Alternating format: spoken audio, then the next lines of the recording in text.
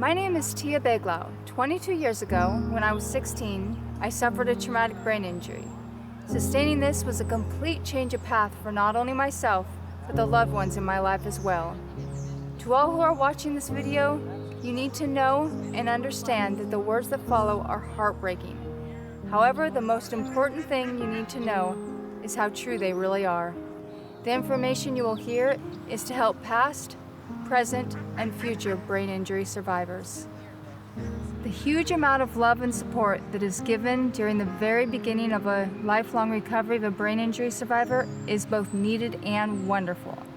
However, it is extremely important for all those around to know, understand, and remember that what is given at the beginning needs to continue when they return home. A very important thing that you need to understand is the person you knew before is not the one who will be returning home. The beginning will be the hardest part of their lifelong recovery, not only for them, but for all those around as well.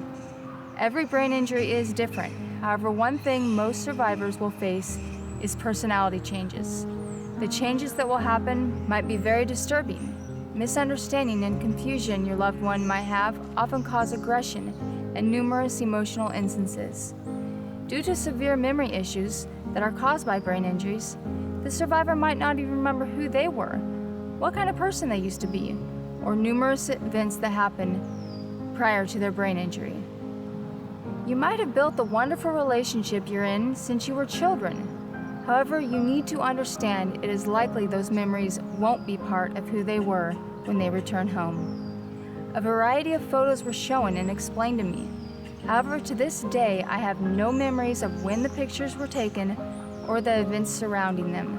Not having memories is going to make it very hard for them to rebuild or maintain even the closest of relationships.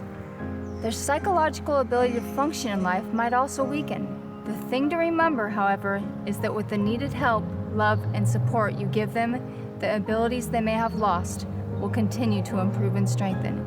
It will take time, but with continued support, they will regain their strength, resulting in them becoming a wonderful, new person. While lying in the hospital, a great amount of love and support was shown to me to help with my recovery. Numerous cards, letters, and phone calls were given. A wonderful greeting was given to me by my entire high school when I first returned home. However, when I returned, I was no longer that same popular, outgoing 16-year-old everyone remembered, whom they were expecting to come home. I showed negative actions and numerous emotional outbursts. Past friends began to slowly fade away. Less and less friendship was given day by day, until friendship no longer existed in my life. The tremendous changes in my personality were too intense for them to handle, and by the end of my junior year, the only two people I had left in my life were my mother and my father. Out of the tremendous number of obstacles my brain injury caused, losing my friends was the hardest and most painful of them. Having no support and relationship with friends made my recovery much harder than it would have been if they had remained in my life. Due to losing memories prior to my brain injury, the strongest and most intense memory I have about my past friends are of them abandoning me when I needed them the most. A lot of you might be thinking these actions were because of our young age. However, it has nothing to do with age. I've had personal contact with numerous brain injury survivors of all ages. A very similar, if not the same experience happened to them. To tell the truth, the one thing that I have found we all have in common is the loss of most or all of our friends and family. We are given great amount of love and support at the beginning, but friends began to fade after we began to re-socialize as different people. My parents were still there for me. However, it is very common for family members to be unable to accept the new person their loved one has become.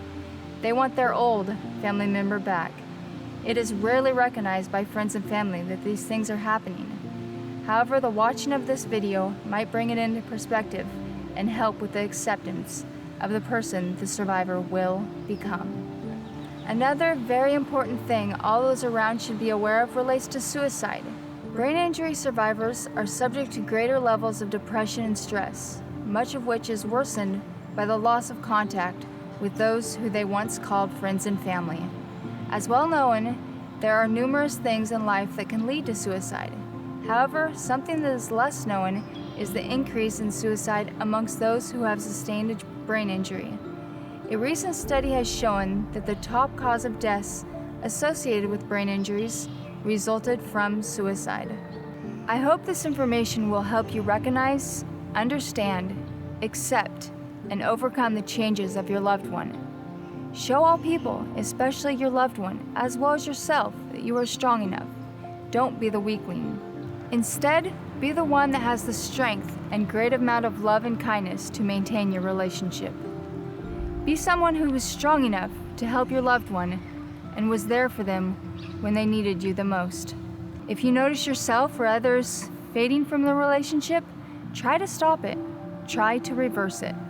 The continuing of the love and support you are giving now will make the obstacles your loved one will be fighting to be less overtaking. It will help them stay strong. It will make their never-ending recovery easier, and they will continue to heal and progress for the rest of their life. Maintain the friendship with the new person they've become, whom you love so much.